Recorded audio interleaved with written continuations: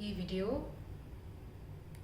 ज़िंदगी में चल रहे चैलेंजेस या आपकी ज़िंदगी में जो भी एडवर्सिटीज़ हैं वो कैसे ब्लेसिंग्स हैं आपके लिए, या कैसे आपका सो कॉल्ड लक की अगर टर्म्स से बात करें तो जो बैड लक होता है वो कैसे आपका गुड लक है, कैसे प्रतिकूल परिस्थितियाँ ही आपके लिए वरदान है या उसकी कृपा है, इस चीज़ पर आधारित है।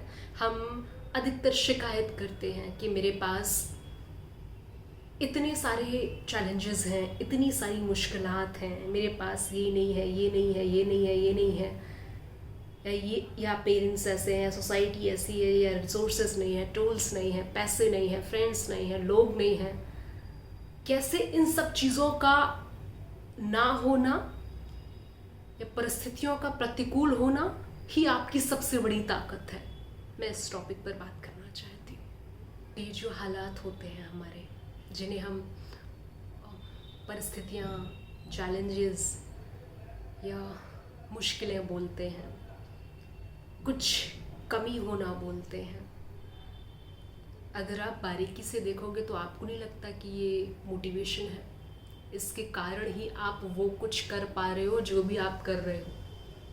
अगर सब कुछ बहुत अच्छा हो जाएगा ना, चारों ओर से सुख सुख सुख की बारिश होगी ना, तो आपकी ज़िंदगी का जो मकसद है, जो जद्दोजहद है, जो मशक्क़त है, जो भीतर की आग है, जिसे बर्निंग डिज़ायर है, जिसे तड़प बोलते हैं, वो धीरे धीरे करके गायब हो जाएगी।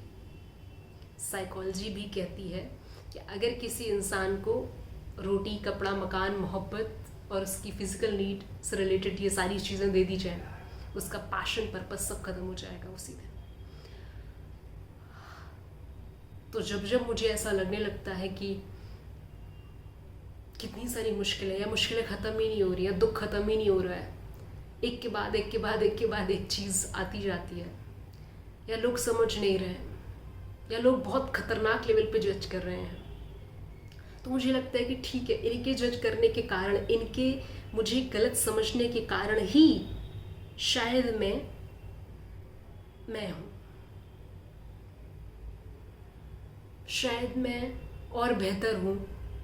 वजह सिर्फ इतनी है कि जैसे भी हालातों में, जैसे भी चीज़ों में मैं हूँ, उनके कारण ही मैं खुद को और निखार पाती हूँ, मैं खुद पर और काम कर पाती हूँ, मैं और लिख पाती हूँ, मैं और सोच पाती हूँ, मैं और ठहर पाती हूँ किसी विचार पर, मैं और सीख पाती हूँ, मैं और सजग हो पाती हूँ,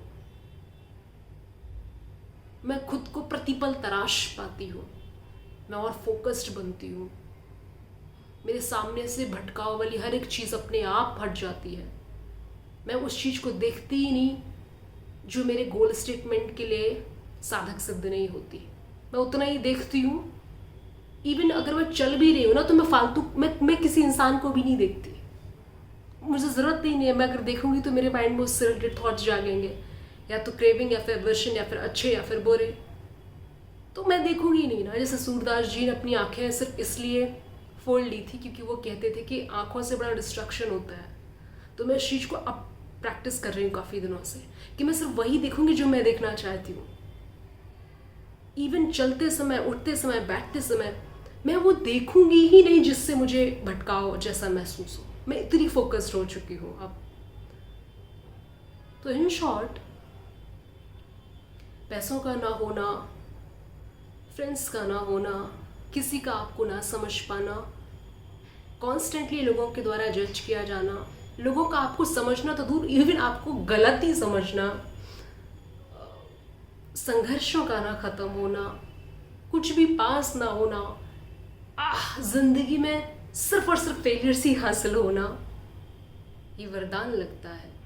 अब जब हम छोटे होते हैं तो हम इस चीज़ से डिप्रेस्ड हो जाते हैं कि उसके पास ये, उसके पास वो। जैसे जैसे हम थोड़े से समझदार होते हैं वैसे वैसे हमें पता चलता है कि उसके पास वो इसीलिए उसके पास वो नहीं है जो होना चाहिए। अब ये आप पर निर्भर करता है कि आप कितने ताकतवर हैं, आपने कितने दुखों को सहा है, क्योंकि दुख भी उसकी कृपा है, दुख भी सबको नहीं मिलते,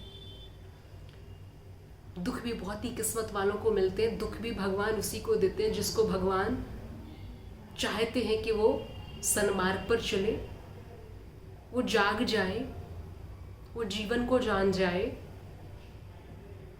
वो भीड़ से अलग हो जाए, उसे ही दुख मिलते हैं।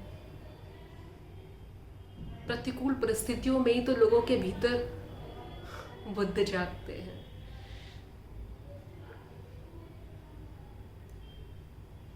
सब कुछ वैसा ही होगा जैसा आप चाहते हो।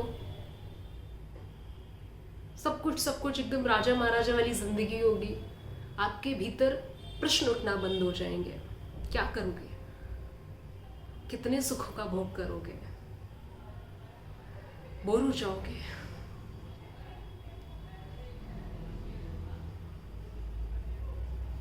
ये जो खोज करने की कॉन्टिन्यूसली जद्दोजहद रहती है, कुछ ढूंढना है, कुछ पाना इन द सेंस लाइक आपके भीतर ये जो खालीपन सा है, जो अधूरापन सा है, कुछ ढूंढ रहा, कुछ बेचैनी, कुछ व्याकुलता, हमेशा व्यथित सा रहना, ये खत्म हो जाएगा।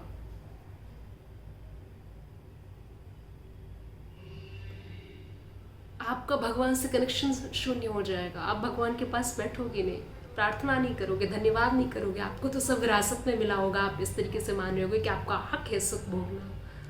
पर अगर दुखों की कतार लगी हुई है तो आप खुद को पाने में समर्थ हो सकोगे, कमाल के आदमी बन सकोगे। उस उम्र में ही जिस उम्र में अभी आप हो, आपको 80 वर्ष का नहीं होना पड़ेगा समझदार होने के लिए। फिर उम्र एक नंबर होगा। अल्टीमेटली बस इतना ही कहना चाहती हूँ। पूरे वीडियो का मकसद कहीं ना कहीं सिर्फ इतना ही है कि प्रतिकूलता से परेशान मत होना, दुखों से परेशान मत होना, फेलियर से परेशान मत होना। ये सब कुछ ब्लेसिंग्स है। एक दिन आपको समझ आएगा ये सब कुछ वरदान है, सब कुछ उसकी कृपा है। वो खुद चाहते हैं कि आप इनसे लड़ें, जूझें, जागें, तराशें, बाहर निकलें और आपकी ज़िंदगी में एक अलग परिवर्तन हो, आप ट्रांसफॉर्म्ड हो सके, आपका जो मकसद है वो आपको मिल जाए, आप जिस लिए जन्मे हैं उसे आप ढूंढने में समर्थ हो सके। इसलिए ज़िंदगी आपको ऐसे चांटे मार रही होती है। तो शिकायतें मत करना, दूसरों से जलना भी मत। आप जहाँ हैं, जैसे हैं, जैसी भी ज़िंदगी है, यही ही आपके लिए उचित है, क्योंकि कुछ भी अनुचित घटित नहीं होता। कुदरत कभी भी किसी के साथ नाइंसाफ़ी नहीं करती। चाहे उसे कर्मफल कह लें, चाहे उसे किस्मत, चाहे उसे भाग, कुछ भी कह लें। जो कुछ चल रहा है, जो कुछ जैसा चल रहा है, सब ठीक ही चल रहा है। गलत तो कुछ होता ही नहीं ना, सब अच्छा ही होता है। हो रहा है जो कुछ भी हो रहा है, अच्छा हो रहा है। जो हुआ था